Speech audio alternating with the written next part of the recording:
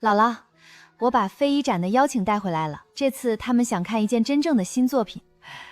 我可以接下这次邀请。那我不复刻旧图。我原来画了好多元素，路牌、店门、屋檐全有。你先别落茧，手上还没有节奏。我总想着先把轮廓做准，忘了先看指性。你先摸清指性，再决定线宽。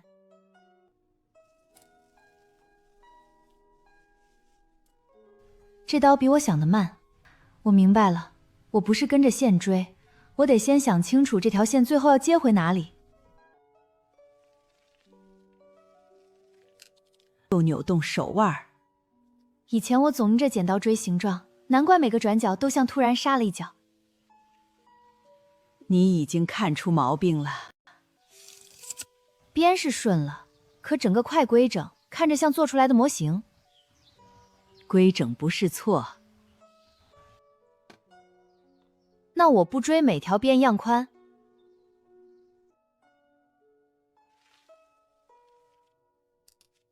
我只改这一处，整个转角就稳了。你学会看结构，后面就不会只追细线。那主图我也不做满。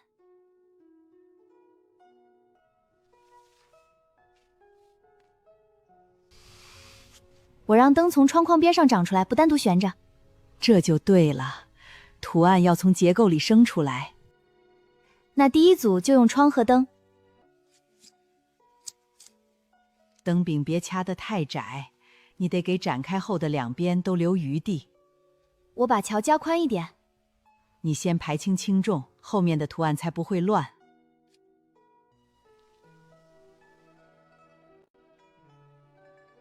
这个展开的瞬间还是很神奇，明明只剪了一半。对称只是方法。他们现在不挤，我想在上方留一块空。这里太静了。我想用燕子把视线带到街外。我们只留一对燕子，让它们同向飞。这一步要落在当前纸面上，关键是你让它今天为什么飞。那就让它从亮着的窗里出去。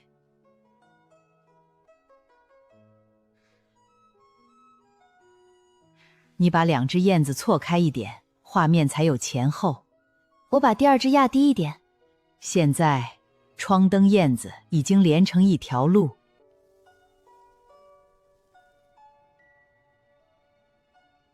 我不想剪具体人脸，那样太像讲某一个人的故事。那就别剪脸。门一开，灯就不只是摆设了。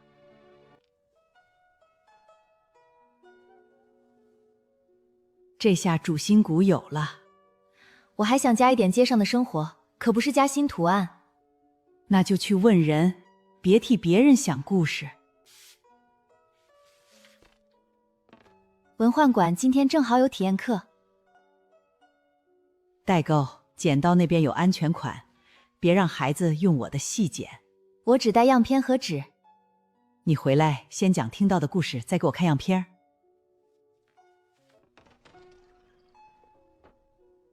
我下午带着主样回来。你把故事听清楚，比收很多样片更重要。我只围着这扇窗和盏灯继续往下做。你记住，今天要找的是灯为什么会亮。我懂，花样只是表面，真正能撑住整件作品的。那就带着这句话去听。我先走了，样片不会离手。你先让别人把生活说完，再让剪刀说话。下午见。你来的正好，桌子已经空出来了。我今天只问大家里哪盏灯最难忘。这问题比教他们剪什么有意思。我先不给完整答案，只让他们看窗灯和门怎么连在一起。这样好，大家能看懂结构。尤其这扇门。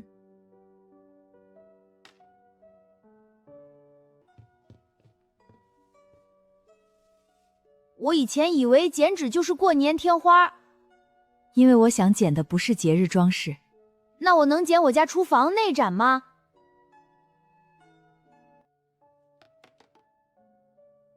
你先想清楚这盏灯为什么总亮着。我奶奶睡得早，可她总给我留着厨房那盏灯。那这盏灯就不是灯罩的形状。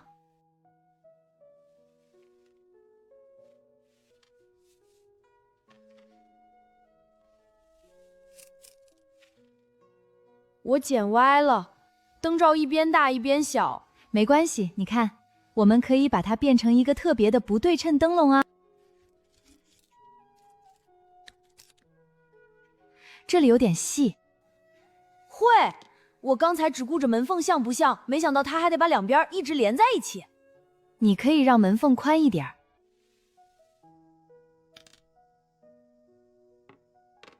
我不重画这张灯样。你们的大作品也会有这种一直等人的灯吗？我现在明白，灯不能只剩漂亮轮廓。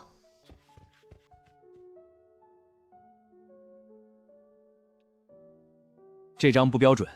我刚才也想到了，主作品可以统一结构，但每盏灯保留一点不同的手势。那你得限规则。现在视线会先落在门，再被两边的灯带起来。我们不用放很多灯，几盏有理由的就够。那你接下来还缺什么？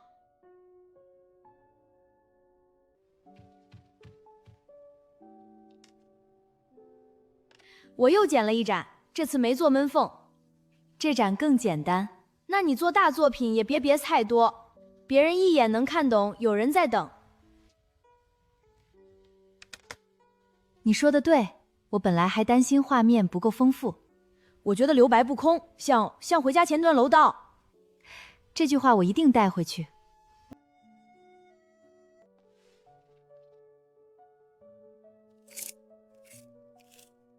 我先在这里试剪3盏不同高低的灯。这组3盏灯连得住。我回铺子让姥姥老清这版结构，再决定大稿。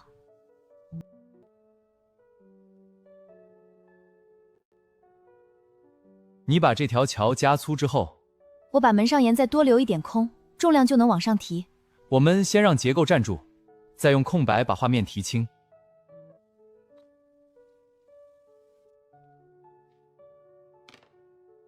现在门没有那么沉了。你今天没收很多图案，却把一个核心问题想透了。我来之前想找灵感。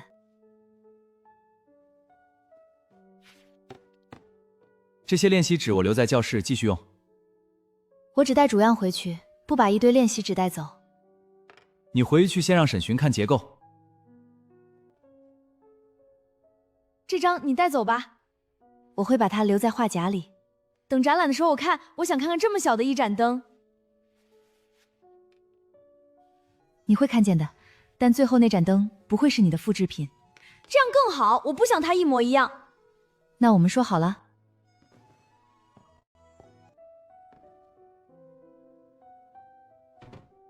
你回去时脱贫化狭，别让纸边受压。我抱着走，今天最重要的东西都在这里。需要我明天来帮你看大稿就说。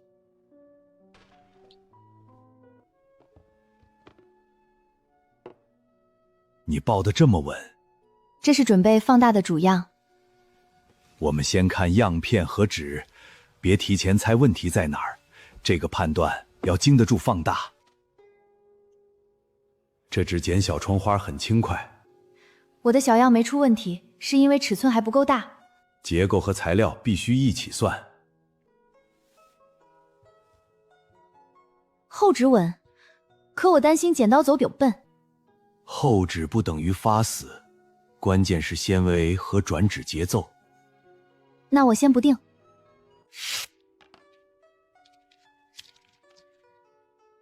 2张饰片保持一样大小。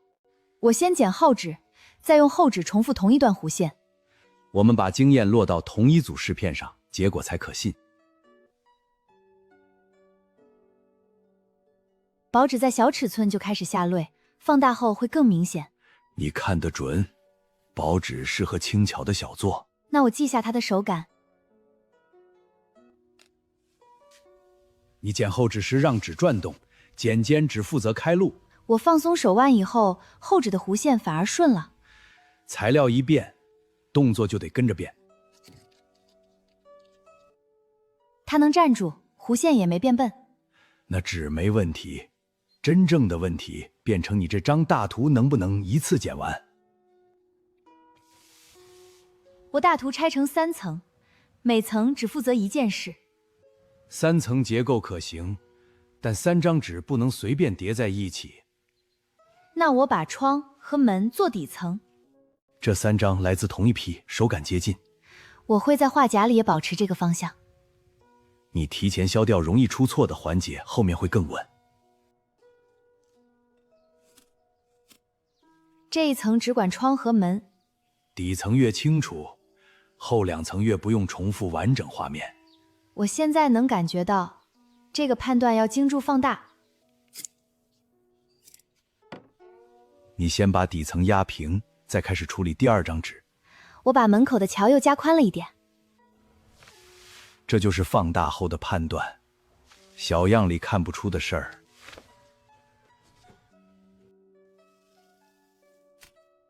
这层我保留3盏不同高低的灯。3盏灯已经够用，空白还要透出底层的门。我还会把中间稍微低一点。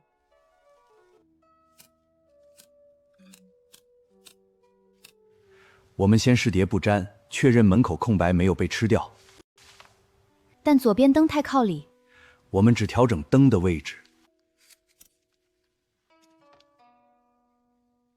这样好多了。3盏灯像从门2侧慢慢亮出去，中间没有堵。 3层关系已经出来。我只剪前1旗后2只。燕子的身体别太实。我把腹部挖空一点。顶层越轻，3才能把视线一路送出去。这个判断要经得住放大。 3层一合起来，故事已经顺了，但灯下这处阴影还是太重。我看到了，这一刀开得准。我停在这里，刚好能让门口的光顺着灯边往上走，不会突然断一截。现在再叠一次，这次光路顺了，这才是分层的本事。观众不该先看到技巧。我把3层顺序原样带回铺子。 压制板只负责隔层，不能把3层压死。我会双手抱着，回去直接按这个顺序铺开。你粘合时把浆糊刷薄。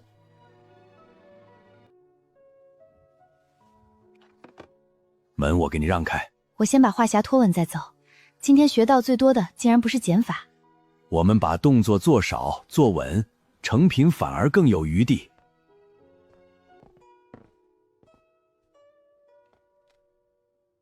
你先告诉我画席一路有没有受压，我们再开。我一路水平拖着画夹。我们先从底层开始检查，一层也不要跳。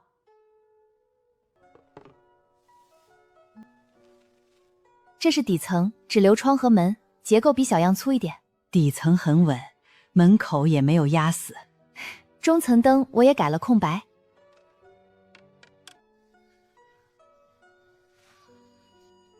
我们先看门能不能被找到，再看漂不漂亮。中间那盏灯压低以后，门的位置反而更清楚。这层过关，再放燕子。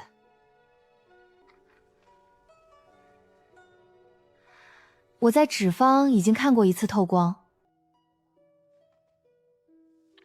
你别为了做就故意剪歪，只改有理由的关系。我改左边这盏，这个理由成立。 这一步要落在当前纸面上。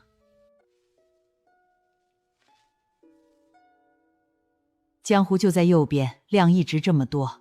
我先从窗框4角刷薄层。我们固定纸层是为了稳，不是把纸封死。底层4角已经贴稳，这就是节奏。 做大件最怕一口气把所有步骤做完。我以前总把等待当停工。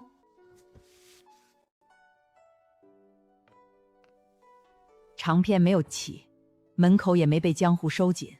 我先对门，再对左右窗角。我们先找准层与层层的关系，再落固定点。门口对上了。我们趁浆糊没定型，立刻纠正。 我宁愿重落1次，也不让灯最后看起来像从窗框里滑出去。这次位置正了，先固定中间那盏和门的关系。中间灯先稳住以后，你少替纸用力，让字纸自己回到平整位置。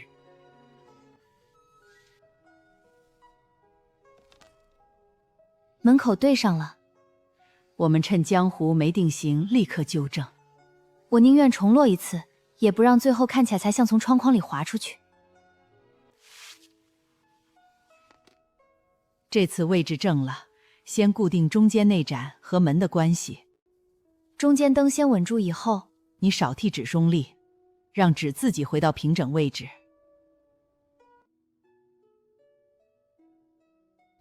灯层已经稳了，你先停一下。门灯和孔白都没有变形，现在只剩燕子层。你越到最后越要慢，顶层最怕多余动作。第一只燕子只接一尖和尾部2个点，第二只位置更低，别让它碰到灯的上沿。我先悬着比位置。第一只很好，我下移半个翼宽，刚好避开灯顶。第二只燕子就落在这里，固定后不再追小变化。3层终于合成一体，我现在也不能急着竖看。你能忍住最后这一下？那就平放，我先检查每个节点有没有翘边。这里别直接按，先看是浆少还是纸回弹。纸面没有4个电湿少。你判断对原因以后只补这一点。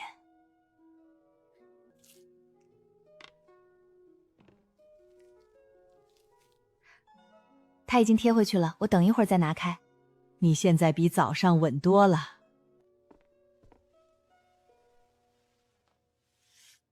压板只是防卷，我记得厚纸吸湿慢，今晚让它平着走完这段时间，明早再接码。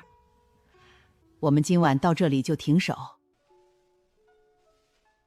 左边灯和框框都平，昨天补的接点也没有翘。你用眼睛和侧光判断平整，我只拖住压杆，等整张作品完全露出来。燕子第2个接点有轻微浮起，但还没有脱开。我只在燕子背面补一个薄浆点，不动翼线。我们补完这一点就停。燕子尾部已经回位，我让它自己稳定几分钟。最后检查只确认稳定，不再找借口继续修改。作品竖起来以后更透。灯没塌，3层受力也稳，纸方内部改对了。我最后只检查边角，从现在开始不改主图。这个角别修。我以前会把这种手工起伏当成不够精细。结构安全以后，我们就保留真实的手上痕迹。那我停刀，这个角就保留。我答应，展厅只解决安装问题，不拿剪刀去迎合现场。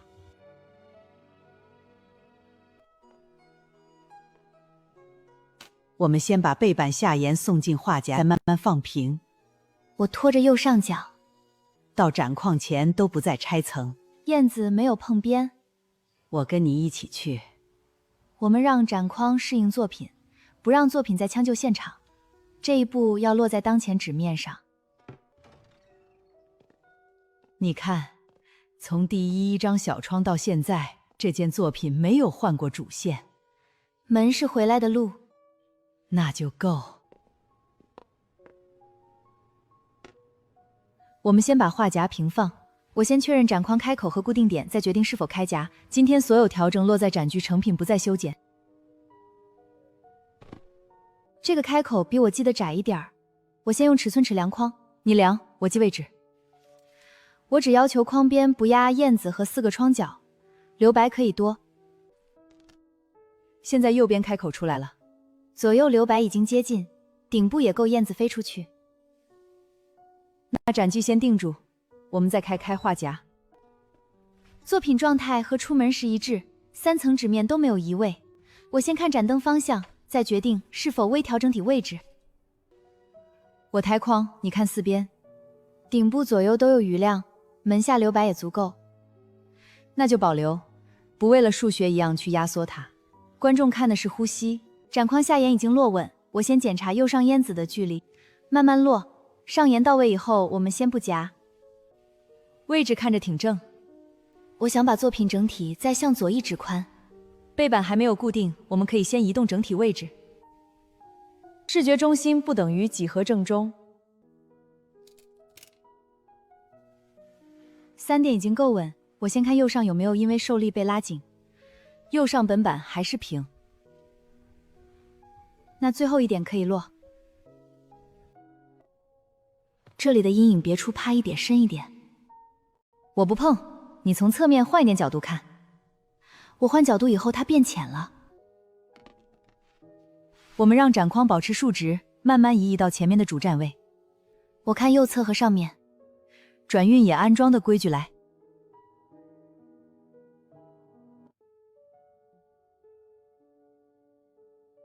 安装到这里就结束。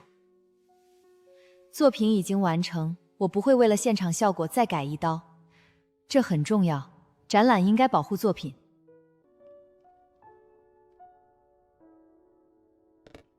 位置到了，我数一下，我们一起把下沿先落稳，上边保持竖直。我们让展框下沿先接触台，我们一起慢慢落框。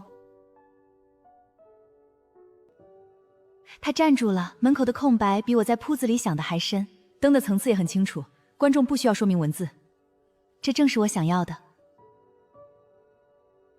现在燕子的去开，左灯也没有几框，视觉中心不等于几何正中，我们按这个位置固定板，不再移动作品。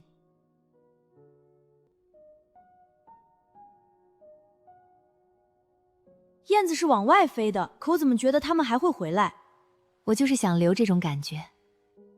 那剪纸也一样吧？你这句话比我想的还准。可你姥姥教你的连桥还在。传统的根没有换，只是今天的生活在往前走。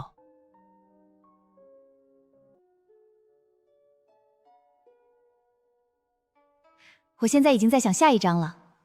你下一次仍要先找主线，别被更多人的图案带散。我会先问清楚大家共同在意什么。那这张纸就没有白剪。以后每次下刀，我都会先问这一刀为什么存在。你记住这2个问题，剪纸就不会只剩样。